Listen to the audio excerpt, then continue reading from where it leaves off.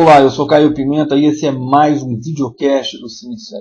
Eu vou falar agora sobre House of Cards, mas não sobre a série em si, sobre a importância, sobre a qualidade do roteiro, mas sim sobre uma coisa que me incomoda há algum tempo. A questão de como um ator da estirpe do Kevin Spacey, vencedor de 2 Oscars pelos Suspeitos nos anos 90 e no começo desse século pelo Beleza Americana, perdeu espaço no cinema e precisou ir para a televisão, ou como você preferir, para a internet, para se recuperar ou para voltar a ser relevante, né? Eu lembro que quando eu comecei a gostar das séries americanas, comecei a acompanhar, a baixar, mas quando eu comecei a acompanhar as séries americanas, era ali no metade da década passada. Foi quando lançaram, para mim, 3 séries fantásticas: House com Hugh Laurie, o 24 Horas com Kiefer Sutherland e o Lost, com uma turma gigantesca, mas liderada pelo Matthew Fox. Todos esses 3 atores, talvez o Kiefer Sutherland menos, mas o Matthew Fox e o Hugh Laurie eram atores que no máximo eram coadjuvantes. Não tinham espaço nos cinemas e viram na televisão o potencial, a chance de sair, não vou dizer do anonimato, mas de brilhar, de conseguir ir além de ser um coadjuvante do Brad Pitt ou um coadjuvante, sei lá, do Leonardo DiCaprio, do Harrison Ford, enfim, as estrelas na época. E isso era uma dinâmica até que a gente entendia. Os grandes atores ficariam no cinema, e os atores que não têm tanto espaço no cinema, mas que são bons, gente qualificadíssima, iria para a televisão, que geraria um balanço sensacional, muito bacana, legal. O James Gandolfini era um que, por exemplo, ele no Mexicana, aquele filme horrível com Brad Pitt e a Julia Roberts, ele era um coadjuvante, talvez era a melhor coisa do filme, mas ele era sempre esse cara que estava ali para servir de escada aos protagonistas. E aí encontrava nos Sopranos da HBO a grande força, o grande respeito mesmo. Fez uma atuação brilhante, fantástica, e é lembrado até hoje por causa dela. O negócio é que o cinema, de uns tempos para cá, vem perdendo esses grandes nomes. Por exemplo, Al Pacino. Há quanto tempo você não vê um trabalho grande do Al Pacino nos cinemas? Eu sinceramente não lembro. A única atuação que eu lembro que é digna de nota dele é o Mercador de Veneza, que ele fez. É um filme bom, vamos dizer assim, mas não foi um filme popular, não foi um filme que teve grande repercussão, nem mesmo entre a crítica cinematográfica. É um bom filme, ele está muito bem. Ele é mais lembrado, infelizmente, o Al Pacino, pelos desastres que ele se meteu, como Digley e cada um tem a gêmea que merece, do Adam Sandler. O Kevin Spacey é a mesma coisa. O que o Kevin Spacey fez desde o Beleza Americana? Você lembra? Ele fez o Kick-Ass, um Superman, como eu falei. Ele tem aqui mais um filme, Quebrando a Banca, um filmezinho bem fraco. E recentemente conseguiu, aí sim, fazer um bom filme, que foi o Margin Call. Mas que, na verdade, ele dividia o elenco, ele não é o protagonista. Ele dividia ali as atenções com uma série de atores. E aí, ambos encontraram em filmes. O caso do Al Pacino foi filmes para televisão.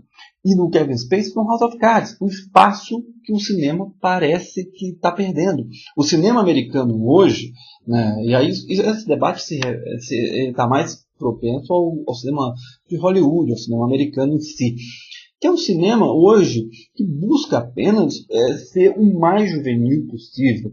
Um cinema das sequências, um cinema das continuações. As histórias originais pouco aparecem no cinema atual. Ou então eles se resumem a dramas históricos. Tanto é que os últimos vencedores do Oscar são o quê? São dramas históricos. O Discurso do Rei, O Artista Menos, mas ele aborda uma questão histórica. Argo, e agora o 12 anos de escravidão.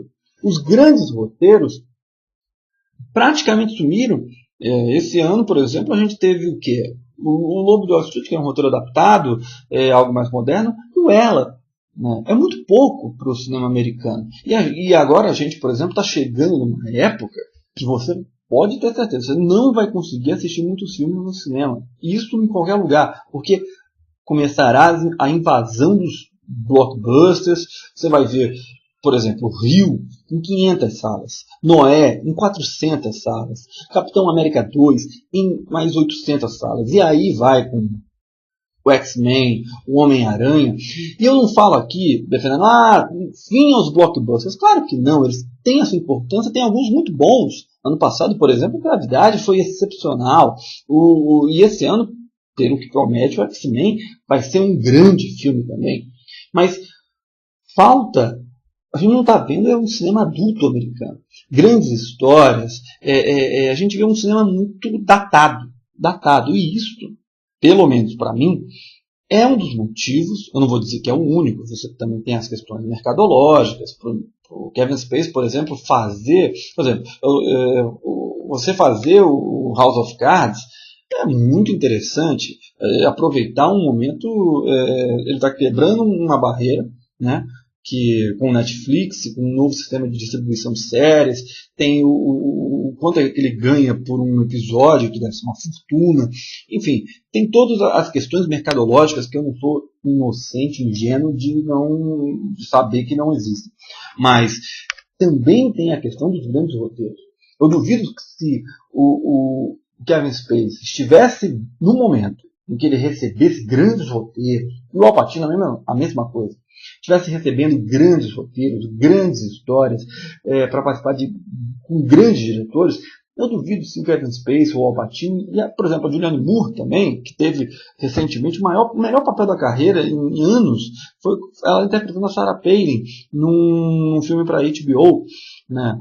Mas enfim, esses caras estão saindo do cinema e o cinema está se cada vez mais popularizando a partir de sequências de filmes para atrair uma garotada, uma adolescência, em onde o roteiro, os diálogos, pouco importam, pouco são interessantes.